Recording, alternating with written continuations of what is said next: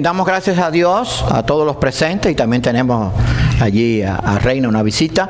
Este es nuestro primer culto después de todo este tiempo en que ha habido algunas limitaciones por el coronavirus, pero damos gloria a Dios, ¿verdad? Tenemos un grupo bueno en la iglesia y esperamos que otros más puedan estar viniendo. Les estamos anunciando también a aquellos que están presentes y a los que nos oyen por Facebook que seguimos con nuestros estudios los miércoles a las 7 de la noche. Bueno, vamos a seguir con el Evangelio de Juan. Esta es la parte número 20 y este va a ser el último mensaje del Evangelio de Juan.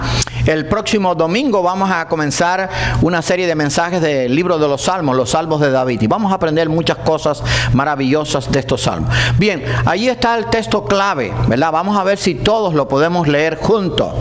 Y ya no estoy en el mundo, mas estos están en el mundo. Y yo voy a ti, Padre Santo, a los que me has dado, guárdalos en tu nombre, para que sean uno, así como nosotros. Juan 17:11. Vamos a orar. Señor y amante Padre, nos encomendamos a ti ahora, para que me uses como instrumento y para que prepares nuestros corazones, incluyendo el mío, para recibir el mensaje de tu palabra. Gracias por tu amor. Te lo pedimos todo humildemente en el nombre de tu Hijo amado Jesucristo. Amén.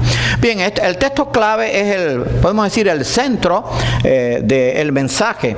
Y esta fue la oración que Cristo no solamente hizo por los discípulos, sino por cada uno de nosotros.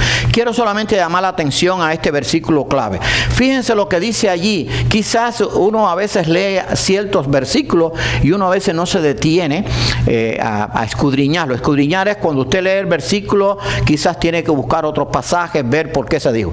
Fíjense cómo comienza Cristo. Y ya no estoy en el mundo. Si usted lee eso solamente, entonces Cristo estaba diciendo mentira. Dice, y ya no estoy en el mundo. Si él sí estaba en el mundo en ese momento, si estaba orando por sus discípulos, si todavía no había sido crucificado, todavía no había sido puesto en la tumba y todavía no había resucitado. ¿Cómo es que él dice, y ya no estoy en el mundo? Porque para Dios lo que está por ocurrir es como si hubiera ocurrido. Y es verdad que ya no estoy en el mundo, porque ya Dios había determinado desde la eternidad, y Cristo lo sabía, que él iba a ser entregado, iba a ser crucificado, iba a resucitar y ascender al cielo. Por lo tanto, lo daba como un hecho. Y ya no estoy en el mundo, mas estos están en el mundo. O sea, los discípulos iban a quedar en el mundo y yo voy a ti. Padre Santo, a los que me has dado, guárdalos en tu nombre, para que sean uno así como nosotros. Así que vamos a hablar después de este versículo, ¿verdad? Qué bueno es saber. Miren, en este tiempo todos nosotros hemos orado los unos por los otros. Yo he orado siempre por todos ustedes. Quizás no por nombre, a no ser que alguno esté enfermo, si lo menciono, pero sí oro por la iglesia. Pero yo no solamente oro por esta iglesia, oro por el pastor Joel, por la iglesia americana, por el otro grupo que se reúne aquí. Oro por las iglesias que yo prediqué en Cuba, son varias. Predico por cada iglesia, oro también por la iglesia de Getsemaní, oro por la iglesia de Betel, por su pastor. Yo lo menciono a todos y eso me refresca mi memoria. Oro también por mi familia, por la familia que tengo en Cuba, por la familia que tengo aquí. Ahí sí menciono todos los nombres. Y hermano, qué bueno es cuando oramos los unos por los otros. Pero qué maravilloso es saber que Cristo oró por mí. Usted lo puede decir, porque esa oración de Cristo por sus discípulos fue por usted y por mí. Oye, esa sí es una satisfacción. ¿Y sabe qué?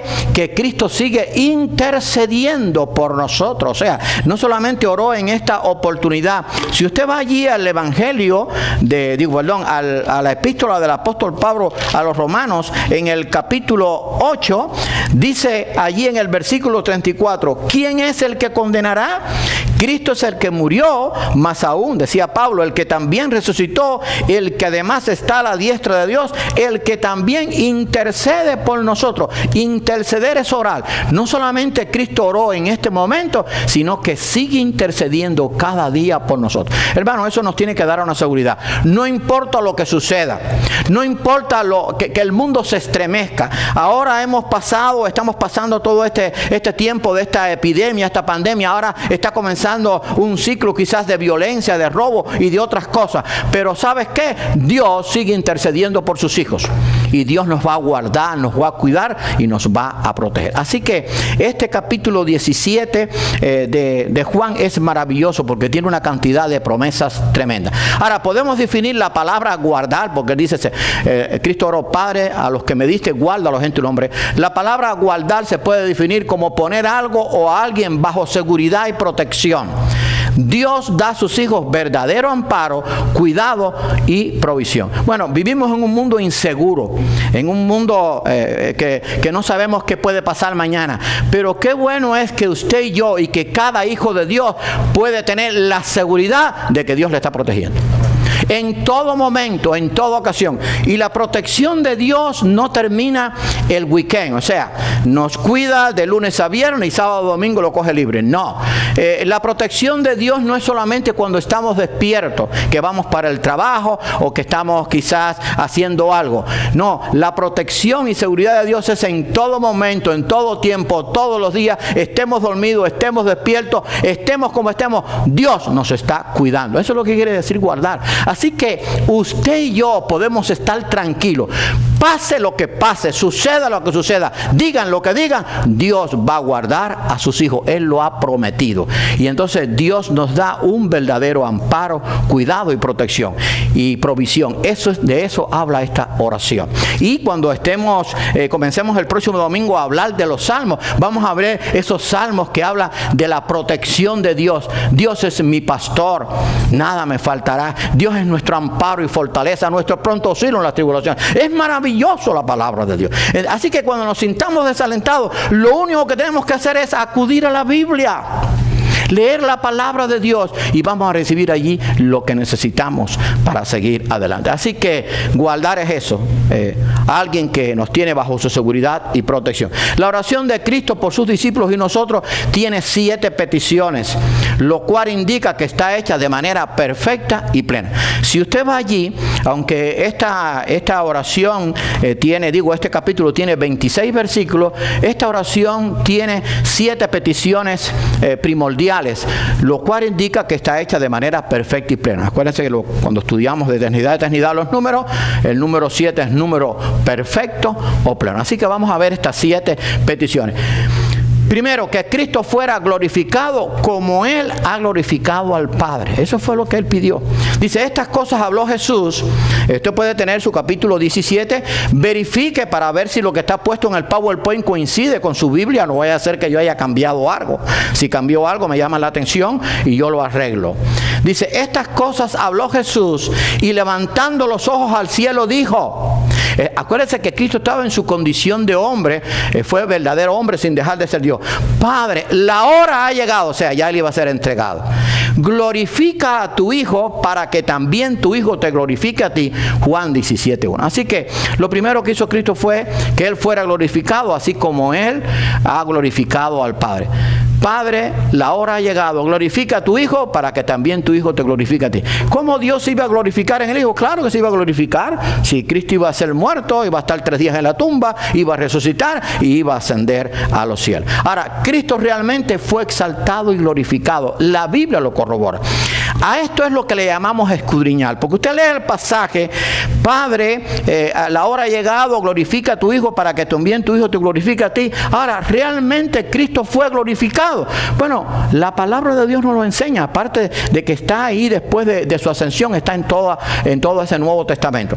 Por lo cual, escribió el apóstol Pablo a los Filipenses, por lo cual Dios, el Padre en este caso, también le exaltó hasta lo sumo al Hijo y le dio un nombre para que es sobre todo nombre, para que en el nombre de Jesús se doble toda rodilla de los que están en los cielos y en la tierra y debajo de la tierra, y toda lengua confiese que Jesucristo es el Señor, para gloria de Dios Padre. O sea, no había una forma de exaltarlo y glorificarlo más. Dice que lo exaltó hasta lo sumo, o sea, hasta el máximo, hasta ser igual al Padre, porque el Cristo y el Padre eran uno. Yo y el Padre uno somos, Él lo dijo. O sea, Cristo tiene los mismos atributos del Padre, el mismo poder del Padre, la misma capacidad del Padre.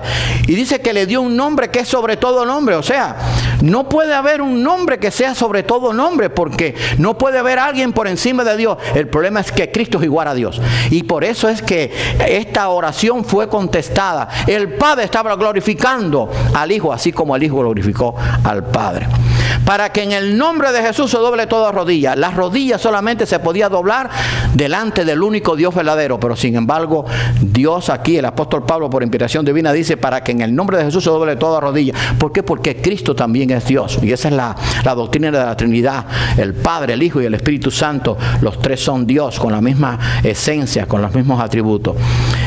Dice para que se doble toda rodilla de los que están en los cielos. O sea, ¿de qué está hablando? De los ángeles. Los ángeles tenían que doblar las rodillas delante del Hijo. Y en la tierra, los hombres, y debajo de la tierra, o sea, los que ya habían muerto, pero que estaban unos en el lugar allí, debajo del trono de Dios, y los que estaban en el tormento, tenían que reconocer que verdaderamente Cristo era Dios. Y toda lengua confiese que Jesucristo es el Señor, para gloria de Dios Padre. La palabra Señor, en el griego y en el contexto bíblico, solamente se le podía aplicar al Dios verdadero. Se le está aplicando a Cristo. Por eso usted va al libro de Apocalipsis, cuando lleguemos allí en el estudio que estamos haciendo los miércoles, se le llama Rey de Reyes y Señor de Señores. La palabra Señor solamente se le podía aplicar a Dios. Por eso es que los judíos no creyeron en Cristo, creyeron que era un falsante y por eso no lo aceptaron. Le van a aceptar tristemente en el tiempo de la gran tribulación. Pero Cristo realmente fue exaltado y glorificado. La segunda petición fue la promesa de la vida eterna. El regreso y restauración de Cristo a su gloria eterna. O sea, había allí dos cosas: la promesa de la vida eterna y el regreso y restauración de Cristo a su gloria eterna. Y esta es la vida eterna, decía. Acuérdense que Cristo está orando al Padre. Y esta es la vida eterna, que te conozcan a ti, el único Dios verdadero.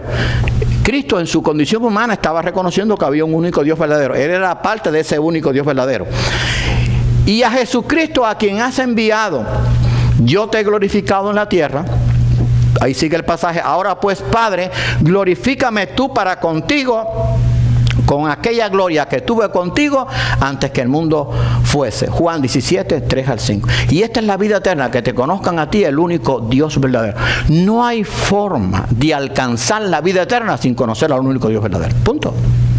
Está claro, Cristo lo dijo y la Biblia lo enseña. O sea, el único que puede dar vida eterna es el único Dios verdadero. Pero dice que te conozcan a ti, al único Dios verdadero, pero había también que conocer a Jesucristo, a quien tú has enviado. O sea, el medio para alcanzar la vida eterna es a través de la fe en Cristo. Cristo dijo: yo soy el camino, yo soy la verdad, yo soy la vida. Nadie viene al Padre sino por mí. Ese texto no lo puedo cambiar. Nadie va al Padre si no es por Cristo. Ahora pues, Padre, glorifícame tú para contigo con aquella gloria que tuve contigo antes que el mundo fuese. ¿Cristo comenzó a vivir cuando nació en Belén? No, Cristo vivía desde la eternidad, ya estaba en la gloria con el Padre. En la eternidad estaba el Padre, el Hijo y el Espíritu Santo.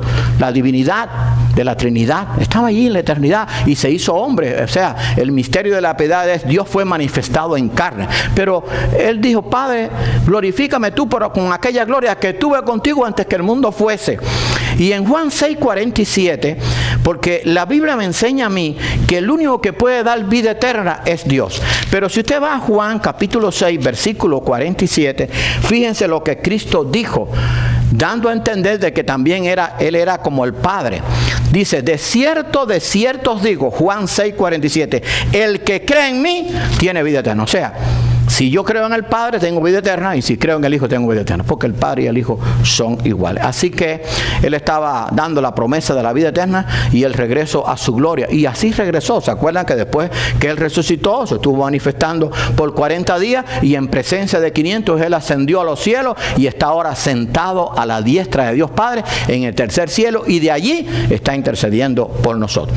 Ahora, la otra petición: que los cristianos fueran guardados y mantuvieran la unidad de la fe y el amor. Qué bueno es saber que Cristo oró para que los cristianos fuéramos guardados y mantuviéramos la unidad de la fe y el amor. Por lo tanto, si yo estoy confiado en el Señor y que Él oró por mí, vamos a ser guardados en la unidad de la fe. O sea, no voy a cambiar la enseñanza de la palabra de Dios. No voy a cambiar lo que Cristo dijo acerca de cómo alcanzar la vida eterna.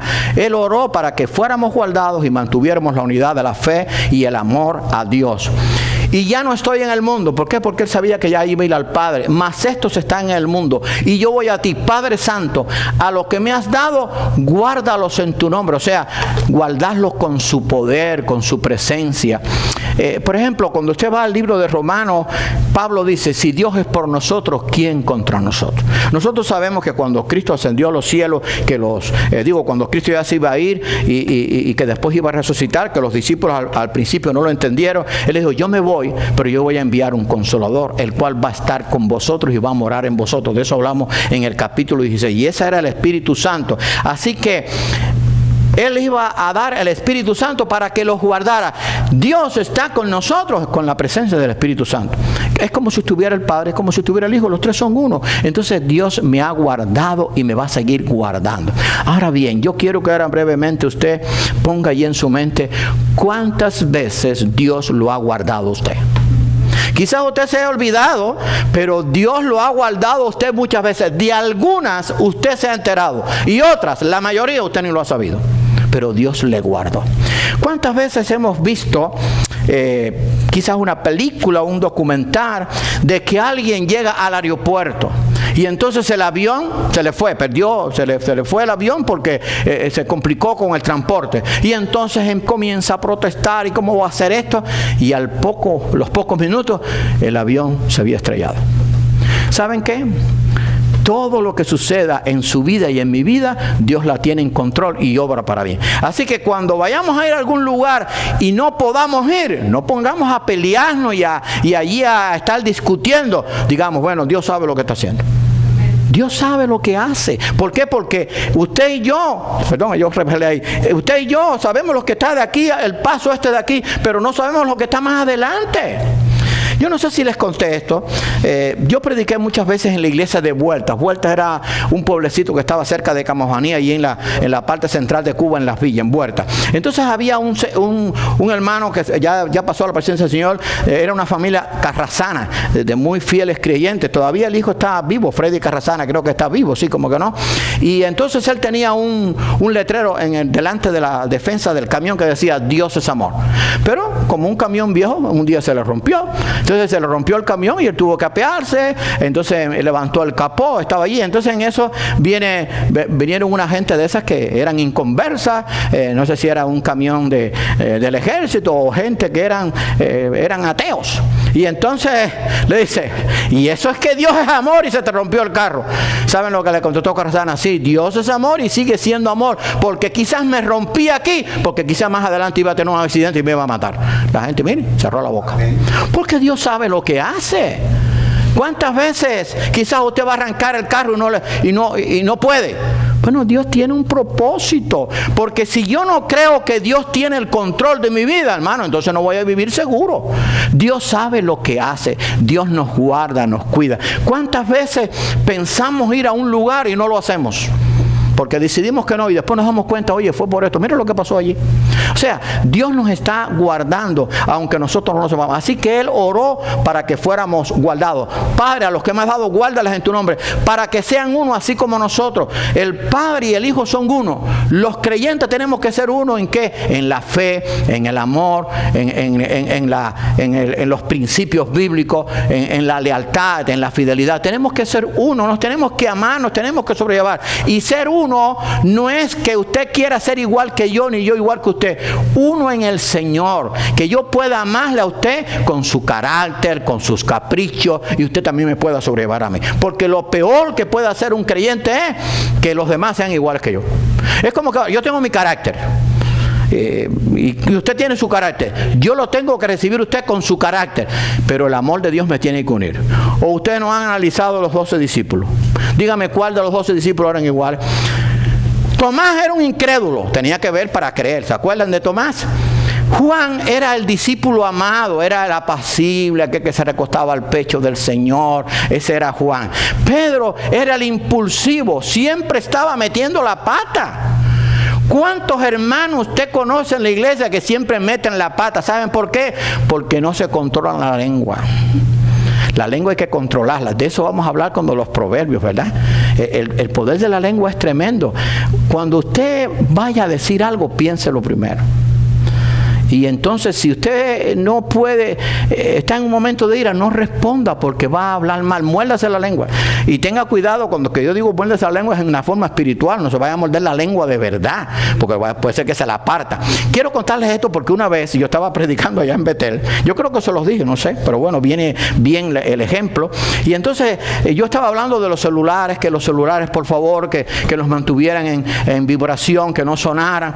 Y entonces, que primero estaba Dios. Entonces había una hermana que le habían acabado de regalar un celular y sonó y lo partió en dos, lo botó. Y yo dije, hermana, no era eso lo que yo quería decir. Lo que quería decir era que en la casa del Señor hay que tener reverencia. Y cuando digo de morderse la lengua, es la lengua espiritual, muérdatela. No ofendas a otro, trata con amor. Puede ser, miren, cada uno de nosotros, para que vean qué cosa es la oración esta, para que todos sean uno, así como nosotros. Entre los creyentes tiene que haber armonía. Miren, todos los días no nos levantamos igual. O sea, en un matrimonio, bueno, mi esposa está con el Señor hace ya más de 3 años, pero mi esposo y yo a veces teníamos días en que quizás ella me decía algo que a mí me dolía o yo le decía algo. Tenemos que sobrellevarnos. ¿Por qué? Porque todos los días para las personas no son iguales. Hay días que usted se levanta con mal carácter. Eso del pie izquierdo no, eso no lo creo yo. Todos los días nosotros nos levantamos con el pie derecho, porque el pie derecho es el que tiene que ver con el Señor y el Señor me va a guiar. Pero uno dice, me levanté con el pie izquierdo, todo me está saliendo mal, pero no la coja con el que está al lado. O entonces usted tiene un problema en el trabajo y llega a la casa y se faja con la esposa. Porque ¿qué culpa tiene la esposa del problema que usted tuvo en el trabajo? Tenemos que amarnos tal como somos. Y tenemos que decir, Señor, permite que yo pueda sobrellevar a los demás. Cada uno de nosotros, los que estamos aquí, cada uno tiene su carácter. Y no trate de que los otros sean iguales que usted. Eso no puede ser. ¿Usted se imagina que todos tuviéramos el mismo carácter? La vida fuera muy aburrida. O que todos nos gustaran los mismos colores. Imagínense, todo el mundo aquí venía vestido igual. Entonces yo, para identificarlo, le tenía que poner un número. El 1, el 2, el 3, porque todo el mundo viene igual. No, la gente tiene diferentes colores, tiene diferentes gustos, tienen diferentes caracteres. Lo que quiere decir que seamos uno en el amor, uno en la fe, uno en los principios bíblicos, uno en la unidad, en la armonía. Eso es lo que quiere decir. Ahora, no te ruego que los quites del mundo, sino que los guardes del mal. Tenemos que vivir en el mundo. El mundo está lleno de pecado, de maldad, y cada día se pone peor. Entonces, no te ruego que los quites del mundo, sino que los guardes del mal. Dios nos va a guardar en medio de la corrupción, en medio de la violencia. Por eso es que no es bíblico los monasterios. Porque ¿saben por qué existían los monasterios? La gente se metía en el monasterio y vivían apartados. Claro, ahí también cometían sus pecados a veces. Pero no puedo vivir apartado del mundo. Porque, por ejemplo, si ahora estamos en una isla, voy a poner un ejemplo, solo, no tenemos con quién pelear. Pero ¿sabe qué vamos a hacer? Nos vamos a fajar con nosotros mismos. Y nos vamos a, y cuando no, y entonces cuando no tengamos a quien darle, nosotros mismos nos damos, ¿sí? Porque es que el hombre es así. No podemos vivir solo, tenemos que vivir con los demás, pero tenemos que vivir siendo uno en el Señor, porque tenemos que amarnos, tenemos que orar todos los días los unos por los otros. Ustedes tienen que orar por mí y yo tengo que orar por ustedes, para poder sobrellevar. Eso es la oración, que los cristianos fuéramos guardados y mantuviéramos la unidad de la fe. Judas da testimonio del cumplimiento de esta petición. Y aquel que es poderoso, o sea, hablando de la petición de que Dios nos iba a guardar, y aquel que es poderoso para guardaros sin caída y presentaros sin mancha delante de su gloria con gran alegría. Al único y sabio Dios, nuestro Salvador, sea gloria y majestad, imperio y potencia, ahora y por todos los siglos. Amén. Judas 24 y 25. Judas es el último de los evangelios del Nuevo Testamento antes de Apocalipsis. Y aquel que es poderoso para guardaros sin caída. Está hablando también de la seguridad de la salvación, pero para guardarnos del mar. Porque si usted va al libro de Romanos, dice, derribados pero no destruidos. El diablo nos puede zarandear, pero no nos puede posesionar. Yo no puedo permitir que el diablo me haga una vida un yogur a mí. Mire, les voy a dar un consejo. Cuando usted se levante de mal humor, tómese su tiempo. Pero no se levante peleando con la gente. Usted tómese su tiempo, quizás dedique un tiempito más a orar, léase un versículo, airaos pero no pequéis, no se ponga el sol sobre vuestro enojo. Esos son versículos bíblicos, eso está en Romanos capítulo 12. O sea, lea lo que dice Santiago acerca de la lengua y entonces después que se le pase, entonces usted ya, oye, buenos días, ¿cómo está? Es diferente. Pero si usted se levanta peleando, imagínese usted, entonces se pone una bronca. Tenemos que aplicar lo que dice la Biblia, porque si no, mis amados hermanos, no podemos vivir la vida cristiana.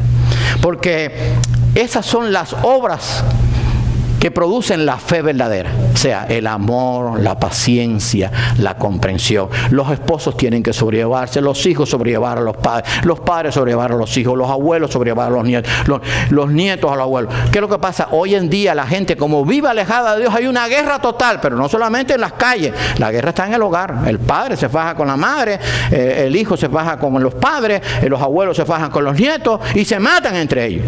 Pero hermano, Dios pidió para que fuéramos guardados, ¿verdad? Y Dios nos va a guardar. Ahora, lo otro que se pidió fue la santificación de los creyentes en la verdad de la palabra de Dios. Santifícalos en tu verdad, tu palabra es verdad. El proceso de santificación es continuo. ¿Cuándo comienza? Cuando usted cree. ¿Cuándo termina? En la eternidad. Pero, ¿cómo voy a ser santificado? En la verdad de la palabra de Dios. O sea, yo tengo que leer la Biblia. Señor, ayúdame a obedecerte. Pero ¿cómo yo voy a obedecer al Señor si no sé lo que Él me manda? Aquí está. Mírense, te voy a poner sencillo. Aplíquese el Sermón del Monte. Son 3 capítulos, 5, 6, 7 de Mateo. Y viva el Sermón del Monte. Claro, hay que vivir todo lo que dice la Biblia. Pero estoy poniendo un ejemplo, ¿no? Santifícalos en tu verdad. ¿Cómo yo puedo santificarme si yo no conozco al Dios Santo y su palabra santa? Santifícalos en tu verdad, tu palabra es verdad. Hermano, cada día yo tengo que ser más santo. ¿Y saben qué? A medida que pasa el tiempo de mi relación con Dios, yo comienzo a ver que ese proceso de santificación va creciendo. Porque llega el momento en que ya nosotros no podemos ver nada que no esté de acuerdo con lo bueno y con lo justo. O sea, nos repulsa. Y no lo vemos, punto. Digo, eso ha pasado en mi vida. Al comienzo no es así, eso es un proceso. La santificación no se adquiere como la salvación que es al momento. La santificación es un proceso. Comienza cuando creemos y termina, por decirlo terminar, que no va a terminar, en la eternidad, cuando ya vamos a estar completamente santificados con un cuerpo inmortal incorruptible para disfrutarlo en el reino eterno de Dios. Pero todos los días tengo que orar por ser más santo. Y no, como dice la gente, un santurrón, no. Ser santos de verdad. Señor, ayúdame a que mi pensamiento sean santos. No nos damos cuenta que hay gente que siempre está pensando lo malo. Hablamos con él y, oye, yo no te estoy diciendo eso. El creyente tiene que purificar sus pensamientos, sus sentimientos. Pero eso es con la ayuda de Dios. Ya le dije, vamos a estudiar, empezar el domingo que viene con los salmos. Cuando usted lee un salmo, usted se maravilla. Oye, eran hombres que Dios usaba como instrumento. Cuando lee un proverbio, cuando usted lee el Sermón del Monte, cuando lee la palabra de Dios, cuando lee la historia de aquellos grandes hombres, tenemos que vivir en santidad. Dice la Biblia, no yo, sin santidad nadie verá al Señor. O sea, en la santidad de que yo me esfuerce cada día por hacer lo correcto. Eso es lo que quiere decir. Cada día yo tengo que tratar de vivir más cerca del Señor. Señor, ayúdame. Ayúdame a sobrellevar a ese que me hace la vida un yogur, como decimos los cubanos. Pero ayúdame a sobrellevarlo. Yo lo quisiera coger por el cuello, pero tengo que amarlo, por lo menos orar por él, Señor. Ayúdame. Eso se adquiere con oración y dependencia de Dios. Así que santifícalos en tu palabra, en tu verdad, tu palabra es verdad. Escribió el apóstol Pedro por inspiración divina. Pedro, apóstol de Jesucristo, a los expatriados de la dispersión, ya habían sido dispersados por la persecución, elegidos según la presencia de Dios. O sea, Dios nos ha elegido desde la eternidad porque sabía que le íbamos a conocer. De Dios Padre en santificación del Espíritu para obedecer y ser rociados con la sangre de Jesucristo.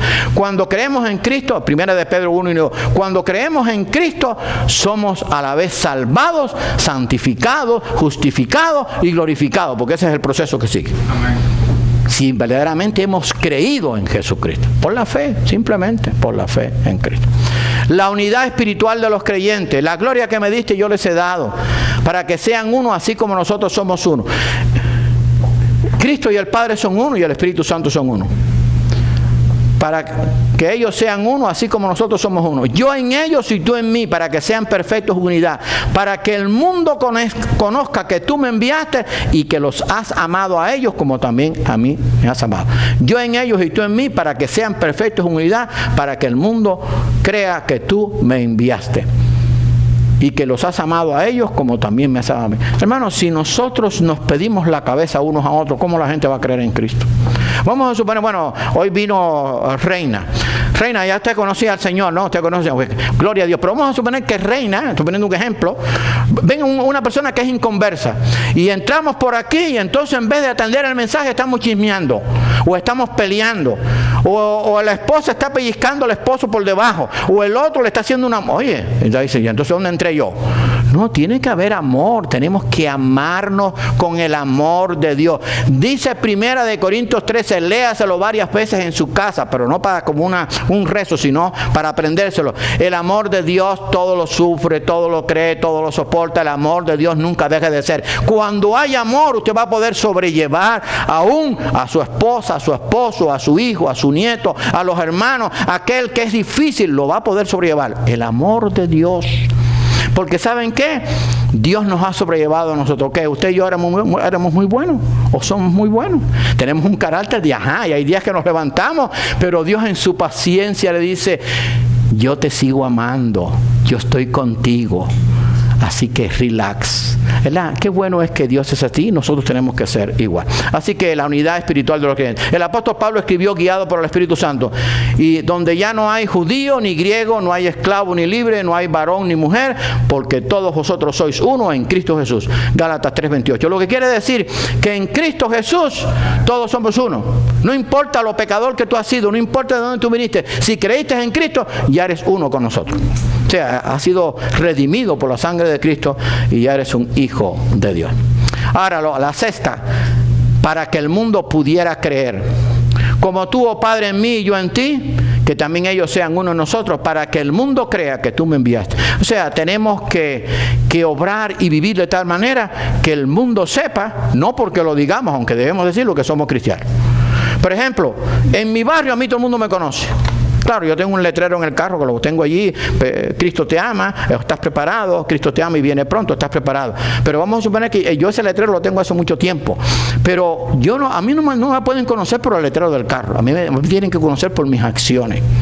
Porque vamos a suponer que yo tengo el letrero del carro y entonces por el fondo del patio yo tengo dos vecinos, me estoy fajando con ellos. Y entonces yo recojo una basura y se la tiro para el lado para no tener yo basura en mi patio y se la tiro para el vecino de al lado. No puedo hacer eso. Yo tengo que tener un buen testimonio. Yo tengo que amar y estar dispuesto a servir a los que están a mi alrededor. Para que el mundo pueda creer que lo que yo digo lo estoy viviendo. El problema no es creer, sino vivir lo que se cree. Esa es la gran diferencia. Porque, ¿saben qué? Hagan una encuesta. Quizás se encuentre algunos que digan que no. Toda la gente cree en Dios, pero muy poca gente obedece a Dios. Porque si yo digo que creo en Dios, tengo que obedecer lo que su palabra dice. Si no, entonces ¿para qué voy a creer en Dios? El problema no es creer, el problema es obedecer. Claro, cuando se cree verdaderamente, se obedece. Así que para que el mundo pueda creer. Tenemos que vivir como pueblo de Dios si deseamos que el mundo pueda creer. Eso es lo que está escrito del creyente, del pueblo de Dios. Mas vosotros, decía el apóstol Pedro, sois linaje escogido, real sacerdocio, nación santa, pueblo adquirido por Dios, para que anunciéis las virtudes de aquel que os llamó de las tinieblas a su luz admirable. Nosotros somos linaje escogido por Dios, por la fe en Jesucristo, real sacerdocio, o sea, yo tengo que enseñar la palabra y vivir la palabra. Pertenezco a una nación santa, tengo que vivir cada día más santamente y orar por eso. Soy un pueblo adquirido por Dios con la sangre de Cristo. ¿Pero para qué? No para quedarme con todo eso, para anunciar las virtudes de aquel que nos llamó de las tinieblas a su luz admirable, para que yo anuncie el mensaje de salvación. No me puedo quedar con él. ¿Cómo la gente va a conocer de Cristo? Usted y yo tenemos que predicar. ¿Cómo podemos crecer en este ministerio hispano? Diciendo a la gente que aquí hay un ministerio hispano donde se predica la palabra de Dios en español. Y claro, también tenemos ahí el pastor Joel que está predicando en inglés. Pero usted y yo somos los instrumentos, punto. Pero no trate de que alguien le obedezca a venir aquí si usted es un cabeciduro o usted es un buey volando. Quiere decir, usted se comporta muy mal, usted siempre está peleando, usted siempre tiene bronca, usted siempre está discutiendo. ¿A quién va a invitar? Dice, no, yo no voy, está loco, para que este hombre me caiga a piñazo. Tenemos que vivir la vida cristiana. Y entonces, como somos pueblo adquirido por Dios, nación santa, tenemos que anunciar las virtudes de aquel que nos amó. Y la última petición, que los cristianos pudieran disfrutar de la gloria eterna de Dios. Padre, aquellos que me has dado, quiero que donde yo estoy, también ellos estén conmigo, para que vean mi gloria que me has dado, porque me has amado desde antes de la fundación del mundo. Y ahí pueden leer después Apocalipsis 7 y 9 días. Que los cristianos pudieran disfrutar de la gloria eterna de Dios. Fíjense qué oración la de Cristo. Padre, aquellos que me has dado, quiero que donde yo estoy, también ellos estén conmigo. ¿Dónde está Cristo ahora? Sentado a la diestra de Dios Padre, en el reino eterno. Un día allí nosotros vamos a estar también. Los que hemos creído, gloria a Dios, para que vean mi gloria. Un día vamos a ver la gloria. Yo les leí en el pasaje de cómo va a manifestarse Cristo en su gloria, y lo vamos a ver como el Cordero de Dios por la eternidad. Para que vean mi gloria que me has dado, porque me has amado desde antes de la fundación del mundo. Juan 17, 24. Que los cristianos pudiéramos disfrutar de la gloria eterna. Hermanos, qué bueno es que Cristo oró por nosotros. Para que Dios nos guardara, para que Dios nos cuidara, para que nosotros entendiéramos cómo alcanzar la vida eterna, para que nosotros entendieran que tenemos que buscar la santidad, para que nosotros entendiéramos que tenemos que amarnos, que tenemos que sobrellevarnos. Y hermanos, eso hay que repetirlo y repetirlo y repetirlo, porque a veces queremos coger a la gente por el cuello obligado. No es así, eso no funciona. ¿Cuántas veces? No me diga, no me tiene que decir, usted anota en su libreta allí, que usted tiene una libretica que usted tiene escondida bajo la cama. ¿Cuántas veces usted tiene un mal carácter y usted, por no decir un disparate, sale para el patio y empieza a caminar? Para aquí, para allá. ¿Y qué es lo que está haciendo? Que se le vaya aquello de la cabeza hasta que se le va, y entonces después entra. Sí, porque si en ese momento usted dice algo, va a ofender. Hermano, todos los días tenemos que, lo primero que tenemos que hacer cuando nos levantemos es dar gracias por el día, porque Dios nos cuidó en el sueño, y decirle: Señor, permite que este día yo lo pueda vivir conforme a tu voluntad. ¿Se puede vivir la vida cristiana por años? No, no se puede vivir por años. Yo lo voy a explicar ahora, no se apuren, yo lo voy a explicar ahora. ¿Se puede vivir la vida por 5 años? No. ¿Se puede vivir la vida cristiana por 20 años? No. La vida cristiana se vive día a día. Los días suman semanas, las semanas suman meses, los meses suman años, y los años suman una vida. Señor, que este día yo lo pueda vivir conforme a tu voluntad. Pero no puedo decir: Señor, permite que esta semana yo la viva conforme a tu voluntad. Una semana tiene 7 días. O Señor, permite que este mes yo lo pueda vivir conforme a tu voluntad. Eso no funciona, son 30 días. Señor, este día que yo lo pueda vivir conforme a tu voluntad. Entonces, si usted se levantó temprano, bueno, el día le rinde más, pero si se levantó a las 10 de la mañana, el día se le acaba rápido, y si se acostó temprano, más. Pero el día a día es mejor. Señor, ayúdame a vivir este día para ti. Por eso es que Cristo dijo: bástale a cada día su propio afán. Señor, hoy pongo mi vida en tus manos, hoy pongo mi afán en tus manos, ayúdame a hacerte fiel. Qué gran bendición, y con esto terminamos, es saber y conocer que Cristo no solo oró por sus discípulos, sino por nosotros también. Fíjense lo que dice el versículo 20, subrayalo allí en su Biblia, yo lo tengo subrayado. Cristo dijo: mas no ruego solamente por esto, por sus discípulos, sino también por los que han de creer en mí, por la palabra de ellos. Juan 17, 20. Por los que han de creer en mí, por la palabra de ellos. Y ahí pongan su nombre. ¿Cómo creímos nosotros? Por la palabra que vino desde los discípulos, que fueron predicando unos a otros. Y entonces allí está mi nombre. Yo puedo decir con toda seguridad que Cristo oró por Geraldo García, este que está aquí, porque hay muchos Geraldo García. Geraldo García, el que Dios le dio la bendición de ser pastor. Geraldo García, que ahora tiene 73 años, que en septiembre cumple 74, que nací en La Habana el 24 de septiembre de 1946 a las 4 de la mañana. Por este Geraldo García, Cristo oró. Quizás hay otro Geraldo García que también Cristo oró por ellos, pero es por los que creemos. Y entonces ahí ponga usted su nombre. Cristo oró por mí y Cristo oró por ti, para que seamos uno, para que nos amemos, para que nos sobrellevemos. Gloria a Dios. Y demos muchas gracias porque ya comenzamos, porque ya las iglesias comenzaron a reunirse. Oremos por cada pastor, por cada iglesia, para que el mundo sepa que el pueblo cristiano todavía está vivo y va a seguir orando y predicando la palabra de Dios que tanto se necesita. Vamos a orar. Señor y amante Padre, te damos gracias por tu amor. Te damos gracias porque tú estás con nosotros cada momento, porque tú nos guardas, porque tú nos cuidas, porque tú nos proteges, porque tú nos amas. Gracias porque podemos decir con toda seguridad que un día oraste por cada uno de nosotros en particular. Y porque lo sigues haciendo, tú sigues intercediendo cada día por nosotros. Ayúdanos a buscar tu presencia cada día, a vivir en santidad, a amarnos más, a sobrellevarnos, a perdonarnos y a vivir de acuerdo con tu palabra. Te pedimos por todos los aquí presentes, por aquellos que no pudieron venir hoy, por todas las iglesias que se han reunido en este día, por cada pastor, por cada misionero, por cada hijo tuyo, en donde quiera que esté, y sobre todo aquellos que quizás están atribulados, que están necesitados, por aquellos que están enfermos y por aquellos que quizás están en lugares donde hay violencia, donde hay corrupción y donde hay maldad. Ayúdanos para que podamos llevar este mensaje de paz, de amor y de vida eterna que el mundo necesita. Perdona nuestros pecados, Señor. Te lo pedimos humildemente en el nombre de tu Hijo amado Jesucristo. Amén. Bien, que Dios nos bendiga.